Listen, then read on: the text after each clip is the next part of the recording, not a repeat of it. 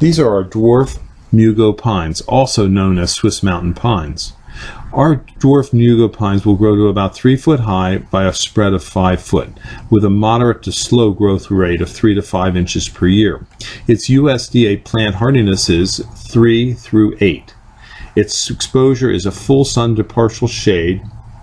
It will adapt to almost any soils, even dry, rocky soils. It's great for a rock garden or a small accent plant in a walkway.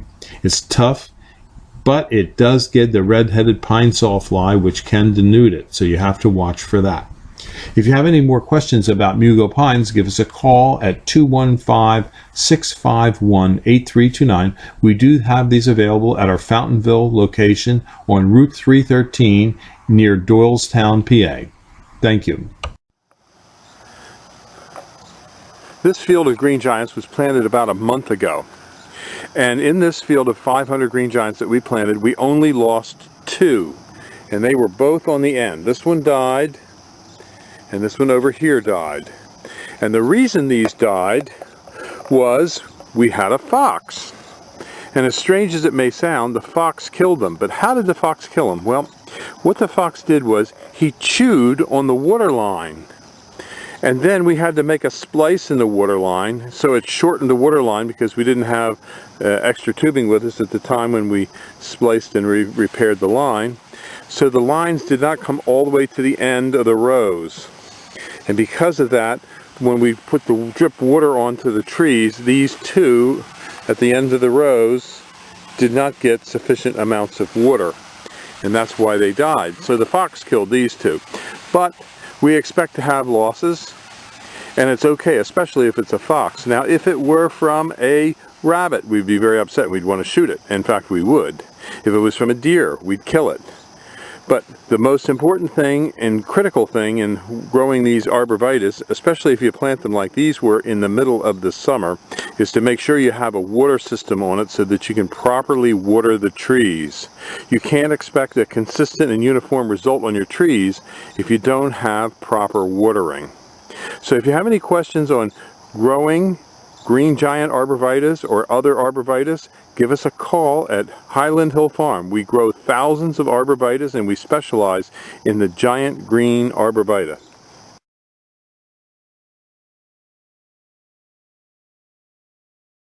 This is one of my favorite new arborvitaes that's just come out on the market. It's a plant patent number 19267 from Ball Ornamentals. It's called Forever Goldie, and it is a western red cedar type of arborvitae. We grow these from small liners that we buy. We have to buy these because it's plant patented, and we pay a plant patent fee for each arborvitae that we grow and raise and sell.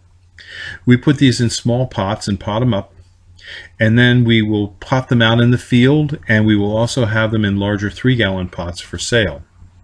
This plant is an excellent plant for your patio or the back of a border. It has great orange color in the fall. It's upright, drought tolerant. It's an evergreen featuring scented foliage, and it has heat resistance. Oh, what more could you ask for? Yes, it is good for borders, screens, garden beds, landscapes, and large mixed containers. It grows to 15 to 20 feet with a spread of 3 to 4 foot, and incidentally, unlike the green giant, which is zone hardy to zone 5, this is zone hardy to zone 4, so it has even better cold hardiness than the green giant.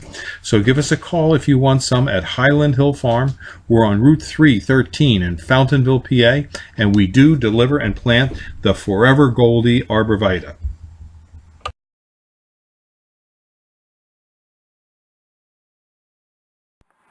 This is a rock we found out in the field while we were planting trees.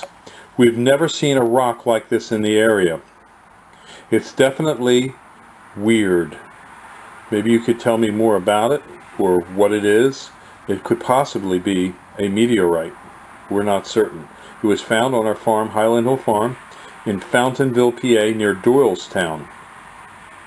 No other rocks were in the field. It was in a field that was solid clay, and the clay had not been turned.